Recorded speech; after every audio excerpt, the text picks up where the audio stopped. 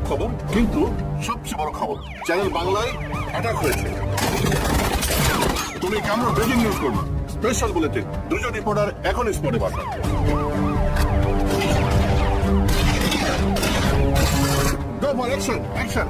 দর্শক মন্ডলী, ইতিমধ্যে আপনারা জানতে পেরেছেন এই চ্যানেল বাংলায় কিছুক্ষণ আগে হনুমানের মতো মাস্ক পরা কিছু লোক আক্রমণ করেছে।